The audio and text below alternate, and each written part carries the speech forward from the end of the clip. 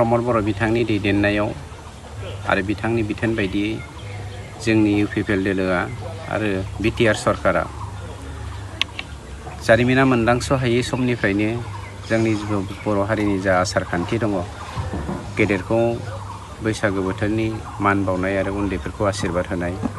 बे हाबाफारिखौ बुरखांनायनि थांखिजों जोङो दिनै मोनफ्रोमबो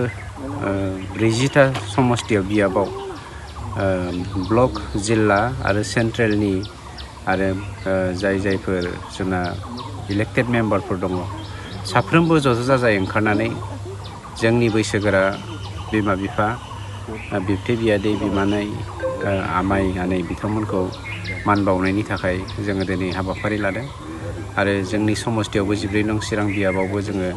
जिल्लानि गाहाय नेहाथारि ब्लकनि आफादगिरि आरो साफ्रोमबो जोंनि ब्लक जिल्लानि दैदेनगिरिफ्रा ज' लोगो नांनानै दिनै बे हाबाफारिखौ जोङो मावजेनबाय आरो दिनैनि गेजेरावनो बे 1 बैसागोनि दिनैनि बे जा अक्ट' बे अक्ट'आवनो जों बे हाबाफारिखौ फोजोबनायनि थांखि लादों। खुलुमनाय जासिबाय दिनैहाय 1432 इं अक्ट'नि दिनैहाय 1 बैसाग बे सानावहाय जोङो BTR सरकारनि मानाव गेदेर गाहाय खुंगिरि गेदेमा प्रमद बर'नि बिथोन बायदियै जोङो जोंनि नैबे रंजालि बैसागुखौ नोजोर लाखिनानै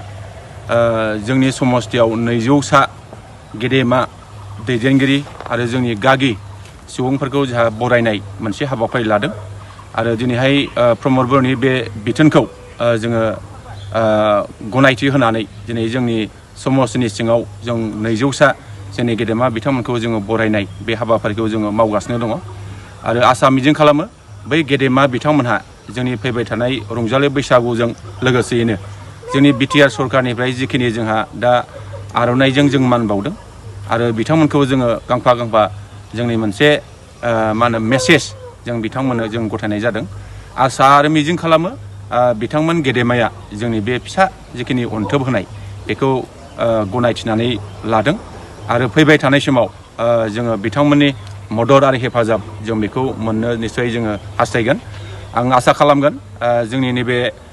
हाबाफारिनि गेजेरजों जोंनि बड'लेण्डआव थानाय आसामाव थानाय भारताव थानाय सारा मुलुगाव थानाय गासै जोंनि बर' सुबुंफोरनिसिम आंनि रंजालि बैसागुनि गाहाम हामलायनाय आरो बरायनाय आं जासिबाय।